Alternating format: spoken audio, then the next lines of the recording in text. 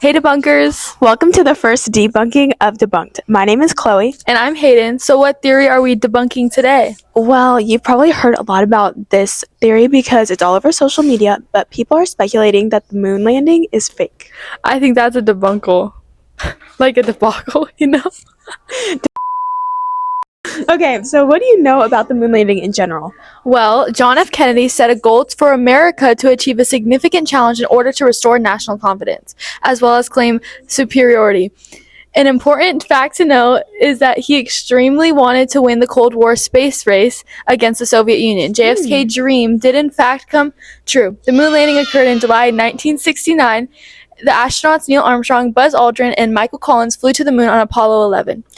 On July 20th, Neil Armstrong became the first man to walk on the moon, followed by Buzz Aldrin. However, Michael Collins stayed inside of the spaceship because he was piloting the command module. So people didn't just start speculating that the moon landing was fake recently. They actually have been speculating this since the mid-1970s. People wrote books about it, went on talk shows about it. And according to a YouGov survey, 18% of American adults believe this conspiracy theory. And according to a Science Business Network, Tresca EU, the survey that they took, 25% of Europeans believe that the moon landing is fake. Well, maybe the Europeans are a little biased because, they wanted to win the space race. Remember that the Soviet Union was competing against America, so it would make sense for them to be a little salty since the Soviet Union is partly located in Europe. Yeah, that makes sense. So that leads us actually to another question. Who started this rumor? Could it be someone against America, like the Soviet Union, who wanted to win? Or is it just like a random person who had speculations? Maybe they wanted to stir up distrust in America? Before we give our thoughts, let's go to some interviews that we conducted at Stoners Christian High School. Do you think the moon landing is fake? I do not. Neil Armstrong's a real person.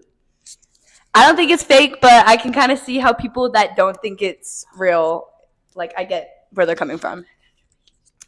I think it's fake. I don't think anything's real. Is the moon landing fake?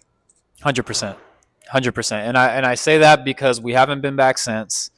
They had a landline phone connected from the moon that dialed the U.S., which at that point in time I don't think is possible. And the shadows were a little sketchy to me. All right, thank you. Mm-hmm. Do you think that the moon landing is fake? Yes, I do, just because I've seen so many reels about it, about the shadows, and it's kind of sketchy, the whole filming setup. And why haven't we been back since? So that's my main question, but it would be a really big lie, but I'm still leaning towards it's a fake. Do you think that the moon landing is fake? I don't. I don't. No. Those interviews are really interesting. I know, people are very passionate about this subject. Yes. Personally, I don't believe the moon landing is fake because there's so many historical accounts and documents of this event, and I don't think America would want to lie to the country after JFK had made the goal to restore national confidence. Why would they do that by lying? That's true. Now, it is time to individually debunk every reason why people think the moon landing is fake. The U.S. flag that they put on the moon seemed like it was flying in the wind, but obviously there is no wind in space, so this got a lot of people thinking that it could have been fake.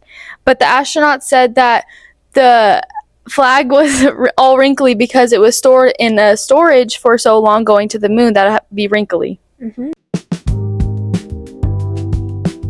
Speaking on Coach Rogers' explanation, I found this website where it gave many reasons why they think the moon landing is fake, and it's all due to the photo they took on there.